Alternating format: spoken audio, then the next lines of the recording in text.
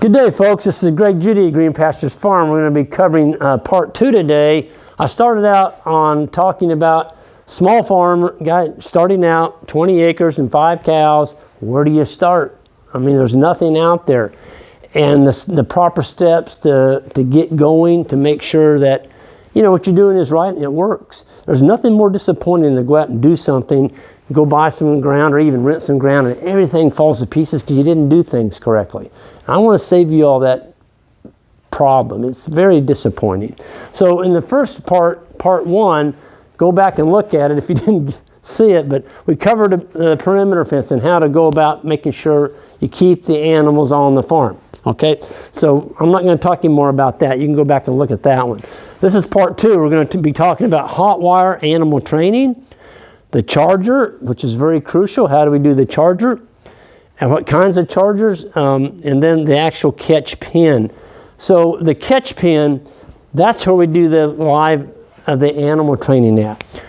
And this is where I see so many people make so many mistakes, spending a ton of money on animal handling facilities. They'll build a state-of-the-art corral and the farm would just be junk. They won't have any fence, terrible water, maybe subpar cows, but boy, they got a nice handling facility. All that metal, you spend a ton of money on metal. Don't do that.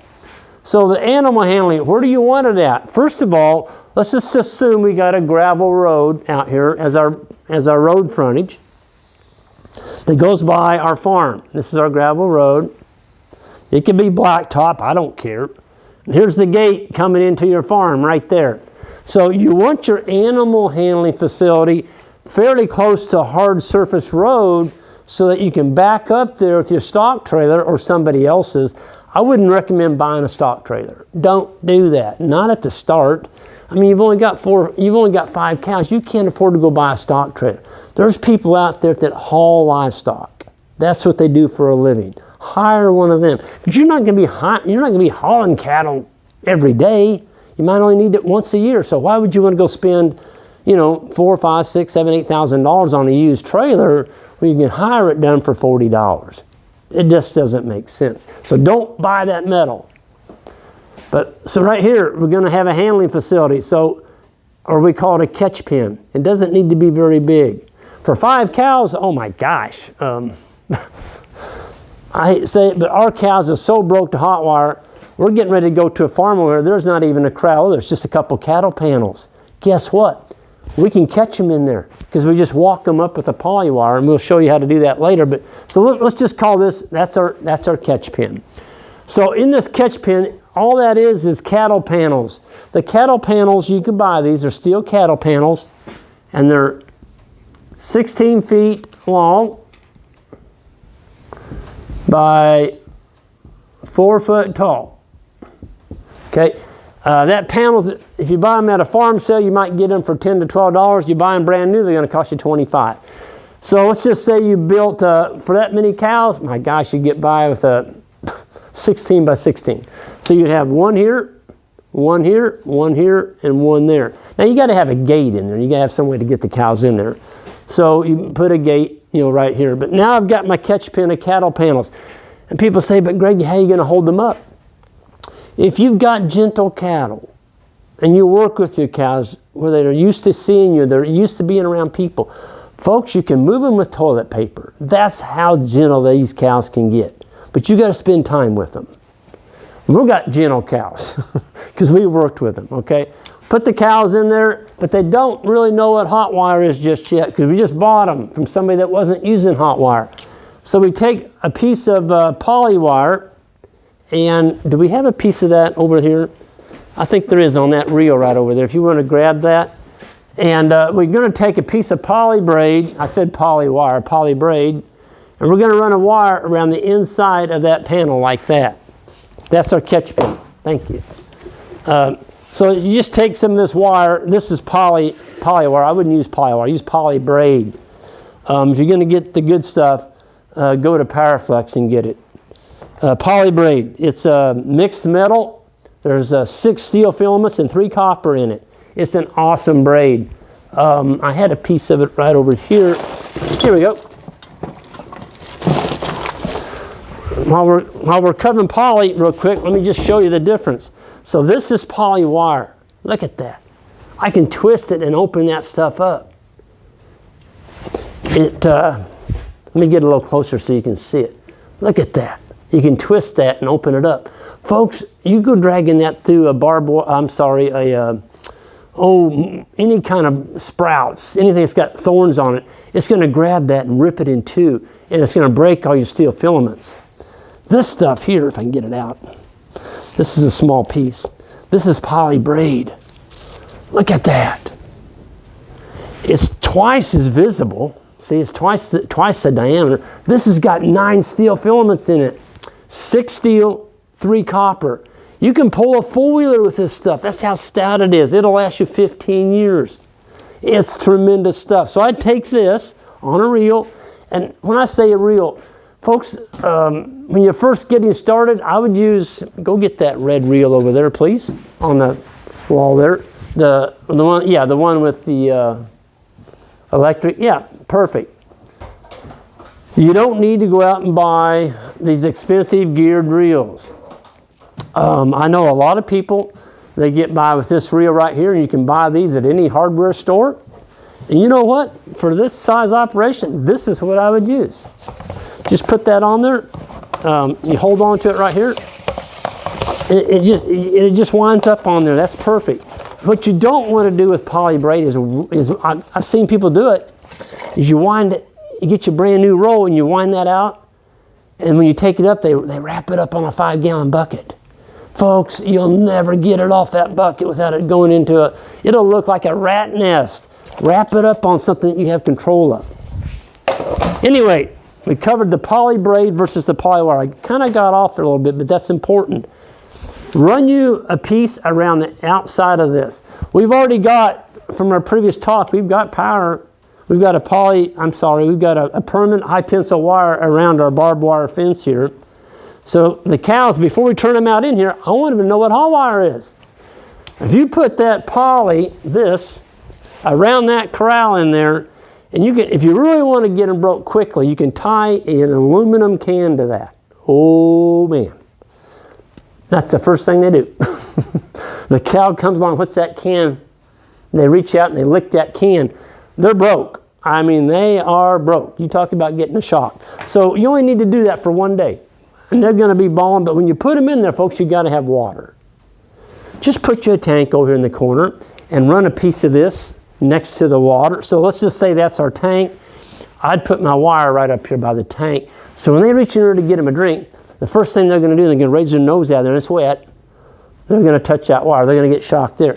You're trying to get it educated. Make sure that this wire has a minimum of 8,000 volts in it. 8,000. I'm telling you what, they will get broke, and they'll get broke quick. So now we got the animals in there. We've left them in there for 12 to 24 hours. They're broke. We're going to let them out of here onto the farm now. They're going to be safe because they're not going to get out. They're going to see that wire out there like, I ain't touching that. That hurts. So we got our catch pin now. If we want to load one, we can back a trailer up here. We can load them right onto the hard surface road. Folks, when you have a gate onto your farm, put a good lock on it. Don't go get a cheap lock. Get a log chain and put a lock on it. There's people that will steal cattle, but when you're moving your animals all the time, that helps a lot because you're always moving them to different areas. They're not in the same place. So, you know, if you got a hard surface road here, I wouldn't leave cows in that corral all night. If you do, somebody could come in there and load them. So just be, you know, conscious of that. So we got now the charger. To me, there's only 2 chargers. Well, I shouldn't say 2. There's more than that. The 2 I like, Cyclops and Stayfix. The beautiful thing about the Stayfix, it is a more expensive charger. Here we go.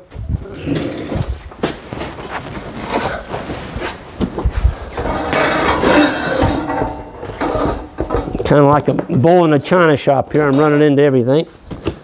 Okay, this is an X6. This one's for 240 acres. So they're calling this 60 miles. You can run 60 miles of charge with this. It's got 6, all chargers are rated by joules. Joules is like rating the horsepower on an engine. So this one has 6 stored joules, 9 stored, that's in the charger, 6 output. Folks, that's a hot charger, okay? Our big farms, we've got the 36 joule, which should be 4 times bigger than this one. I mean, it's a hot charger. But we've got miles and miles of fence, multi-wire, lots of brush on the fence. Folks, where you get into trouble with chargers is when you shut them off for prolonged periods of time. I was on a farm last week and a guy had a shut-off switch. He had multiple paddocks, permanent, all over his farm. Okay, let's just do that. And he had a shut-off switch on each one of those. So as he moved his cows through all these paddocks, he could shut the power off behind him. Killer move. It's going to kill you. And that's because when you shut the power off behind your cows, all this vegetation is growing up on high tensile wire that's not being energized. You've got 40 million little ground rods out here growing up and touching that fence. You're going to be dead, folks. Don't do that. Leave it on. Leave it on. Leave it on the whole farm so that when this is a piece of grass and it's growing up to touch my high tensile fence. That high tensile fence has got 8,000 volts. It's going to hammer that grass. And it's going to zap the juice out of it. It's not conductive anymore. That's what it does. It takes the sap out of the vegetation. It'll kill a young tree. That's how powerful these new chargers are. Okay, so trust your charger. Don't turn it off. Keep it energized. And the other thing about keeping your whole farm energized, it trains the deer. If half of your, or 3/4 of your farm is cold all the time, the deer aren't going to respect your wire. They're going to be hitting that stuff. They're going to be knocking it on the ground. Keep it energized. We don't ever find a wire on the ground. And that's because it's all energized. So we've covered the chargers. Stayfix is my number 1. Right on the wall over there, I've got a Cyclops. That one's called the Boss. It's got 41 stored joules, 32 output. That is one hot charger. Now the Cyclops is going to run you about 3/4 of the price of this one. The thing I like about the Stayfix is it does have a controller in there. I don't have a picture of it here. I should have had it. Anyway, you can reach out on your fence with it. With the fence on, touch the wire and hit off. It turns your whole fence off. It's a remote control. It's awesome. Cyclops doesn't have that yet. I've heard they're going to come out with it, but that's pretty handy. You want to kill the power on your farm, you don't need to go back to the charger. You just reach out and hit off. When you get done with your fence, you reach out and hit on. It turns it back on. So that's a really nice feature of the Stayfix charger. But you pay for it. It's going to be a little more expensive. We've covered that on part 2. Folks, don't miss out. This spring, we'll be covering a whole lot more topics that we're covering about today at our spring grazing school. It's May 7th through the 9th. Ian Mitchell-Ennis, the guy from South Africa, and I, he's a rancher. We've been doing this for 12 years. We're holding it here at Green Pastures Farm. Go to our website, greenpasturesfarm.net, for more info. See you all down the path, maybe this spring. Thank you.